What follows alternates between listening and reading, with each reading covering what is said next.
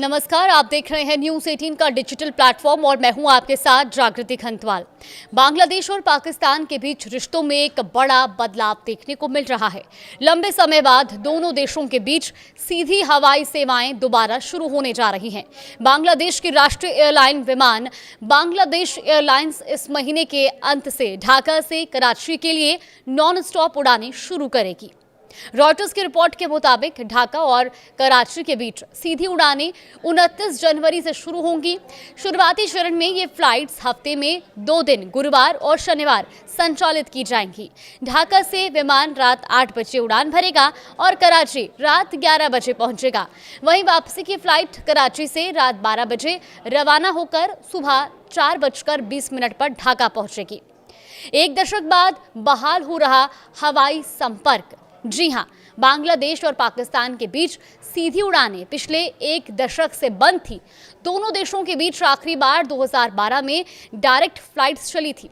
अब नियामक एजेंसीज के मुताबिक इनके बीच कई महीनों की बातचीत के बाद इस रूट को फिर से खोला जा रहा है।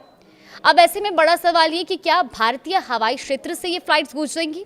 फिलहाल ये अभी स्पष्ट नहीं हुआ है कि ढाका से कराची जाने वाली फ्लाइट भारत के हवाई क्षेत्र का उपयोग करेगी या नहीं। सबसे छोटा रास्ता भारत के ऊपर से होकर जाता है, लेकिन इसके लिए नई दिल्ली से ओवर फ्लाइट की अनुमति जरूरी होगी। इस पर अभी आधिकारिक पुष्टि नहीं हुई है। रक्षा सहयोग की ओर से बढ़े कदम तो देखिए, हवाई सेवाओं के साथ साथ दोनों देशों के बीच रक्षा सहयोग भी तेज होता दिख रहा है, क्योंकि बांग्लादेश और पाकिस्तान के बीच में जो रक्षा सहयोग है वो बढ़ा है और यही एक सबसे बड़ी वजह है कि जो इसके पीछे का कारण मानी जा रही है। आपको बता दें कि पाकिस्तान ने बांग्लादेश को अपने JF-17 थंडर लड़ाकू विमान की पेशकश की है। ये मल्टी रोल फाइटर जेट चीन और पाकिस्तान द्वारा संयुक्त रूप से विकसित किया गया है। तो JF-17 सौदे पर अहम बातचीत भी हुई है। पाकिस्तानी वायुसेना प्रमुख air chief marshal Zaheer Ahmed Babar और बांग्लादेश वायुसेना प्रमुख air chief marshal Hasan Mahmood Khan के बीच इस संभावित सौदे को लेकर बातचीत हुई। चर्चा में प्रशिक्षण, तकनीकी सहयोग और रक्षा क्षमताओं को मजबूत करने पर जोर दिया गया।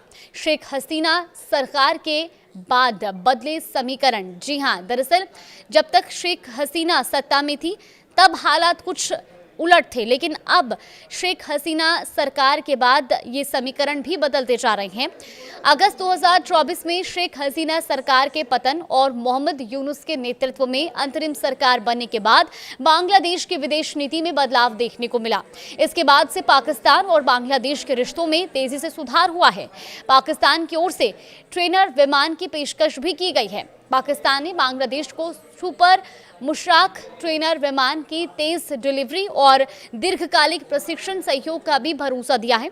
इससे दोनों देशों की वायुसेनाओं के बीच तालमेल और मजबूत होने की भी संभावनाएं हैं। दक्षिण एशिया में बदलता भू राजनीतिक संतुलन, क्योंकि अब दोनों देशों के बीच एक दशक बाद एक बार फिर से सीधी फ्लाइट्स कनेक्टिविटी शुरू होने जा रही है।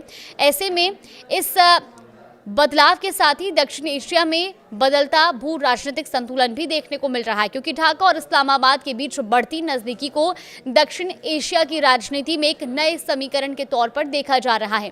विशेषज्ञों का मानना है कि ये बदलाव क्षेत्रीय कूटनीति और सुरक्षा संतुलन पर असर डाल सकता है। फिलहाल इस खबर पर आगे भी अपडेट जानने के लिए आप देखते रहिए न्यूज़ 18।